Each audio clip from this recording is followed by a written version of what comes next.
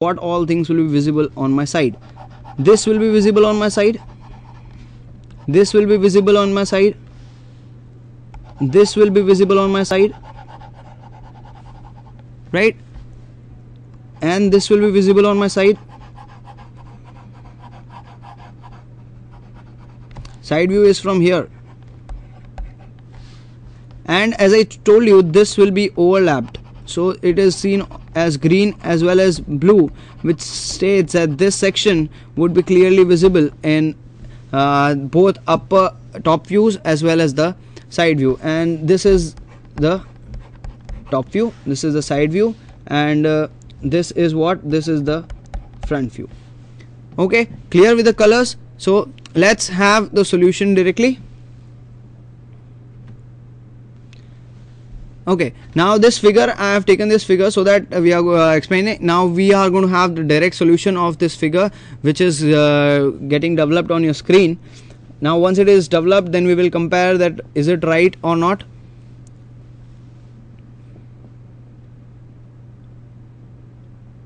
Now I want you all to guess that which angle this solution has been made in. The top view, then below that is the front view, and on the right hand side of the front view is the right hand side, right? So let's identify which view is this. I will tell you at the end of this problem that which view is this. First I'll explain you how this solution has been gained, right? Let's start with the side view itself. In the side view, I told you this section would be visible. Okay, I'll take it section wise. Which section has been drawn where? This section will be seen as a rectangle to us, so I have this rectangle,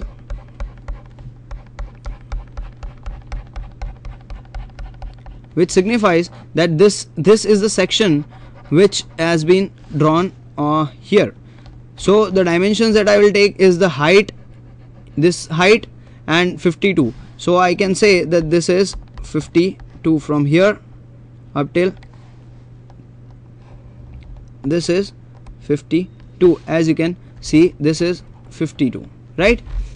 Now let's see this section as well as this section. Now this is given, so this section and the section on the other side of this, on the other side, that is from here, the other side that will be there will be these sections,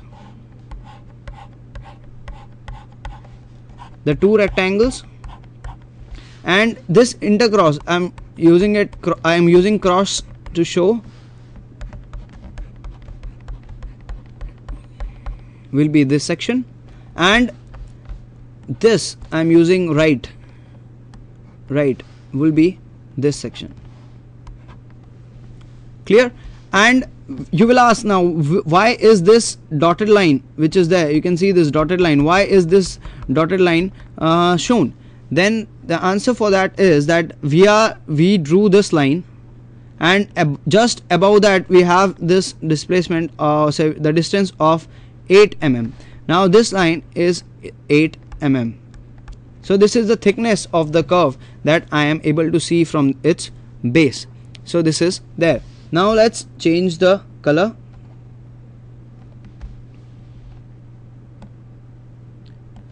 Which color? Red color. Red color will now depict the front view.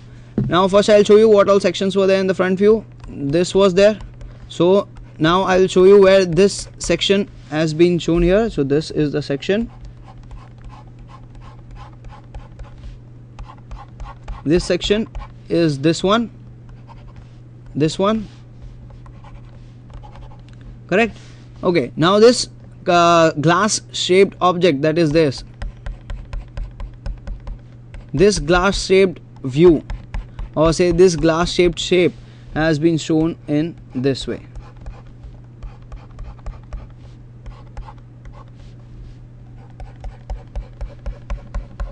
And this is the front view that I have. No other lines are invisible in this, so I will not require any lines. See, the only line that will be invisible will be this line, which is actually right behind this line, so it won't be visible. So this is my right hand side view, this is my front view, and finally I will change my color to green to show you the top view. The top view is Okay, first of all, the most top surface, which is this one, would actually be this one, and again the other side would be this one. So two surfaces that I highlighted first on the figure are these, right? The next, what I'm highlighting, I'm doing it by curved lines in green, which shows that it is curved surface, and I will use the same to depict here. So this is basically a curved surface. You don't have to use this line, I'm just highlighting it so that you know the solution that you were looking before I started the highlighting is the solution of the top view, front view and side view that you have to draw. Okay, now again we discussed that this axis, this lines will be overlapped, so I'll play x and 0. X was for the side view and I will draw zeros for the top view. So this zeros are these.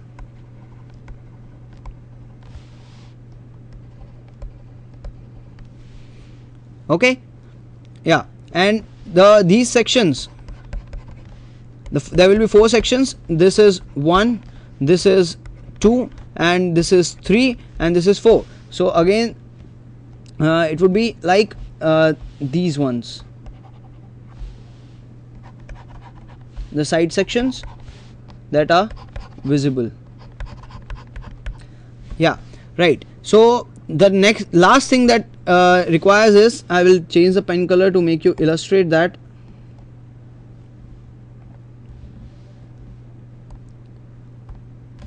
The last thing that requires is that why this dotted line has come. I will highlight it using purple. Why this dotted line has come in a plus section, why this has come, right? Now just look at this. This point and this point is invisible. So if I take this point on this curve, then it will be somewhere around here. So this whole line will be visible to me, and a parallel line would be exactly visible right on top of it. So this line that is there is of that this straight line that is there is of this pillar, which is not visible at the top, and this much section of this section is hidden by this curved surface, which has been shown by this particular cuts. Correct? So I hope you all understood that how you have to draw the solutions of this problem. Okay, before starting the solution, explaining the solution, I asked you which angle is this, in which angle are we solving this problem. So take a look at the problem. The front view, the top view is above the front view, and on the right hand side we have the right hand side view.